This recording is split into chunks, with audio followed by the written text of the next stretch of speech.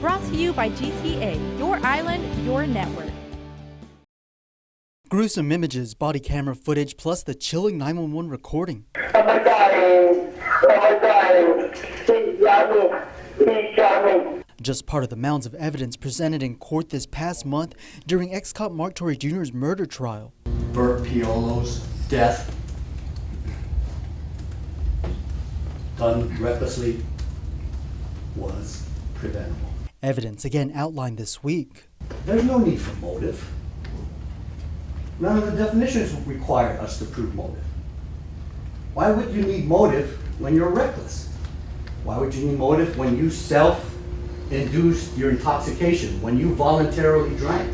Chief Prosecutor Phil Tydinko with the rebuttal during Tuesday's closing arguments, the prosecution calling for the jury to find Torre Jr. guilty of murder in the first degree, manslaughter in the first degree, and aggravated assault in the second and third degree, the very charges he was indicted on following his arrest.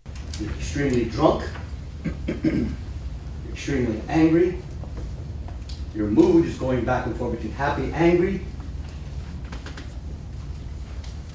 you use a firearm. Tydinko argues Torre knew better as a trained soldier and SWAT officer. No one is above the law. Just because you're educated, you come from a good family, you have a wife and your own family, you're a decorated military hero, you're the son of a police officer, you used to be a police officer, you have PTSD or some form of it, you have no memory. That doesn't make you above the law.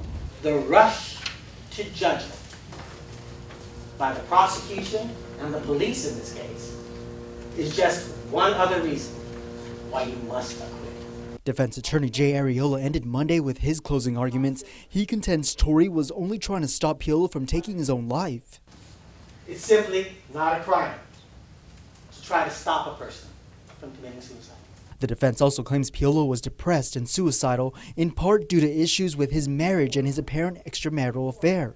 The list of messages between Piolo and his mistress resurfaced during closing arguments. After Bert and Abigail Rages, his girlfriend, she's attacked Mom. I'm not going to sugarcoat that. Had their text argument between noon and 4 p.m. That hardly, again, qualifies as sending a person into depression, deep depression and suicide. There's no evidence of that.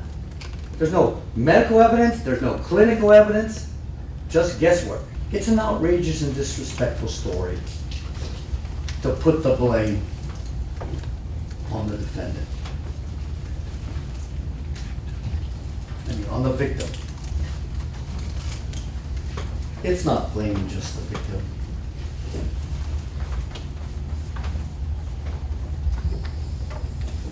It's attacking the victim.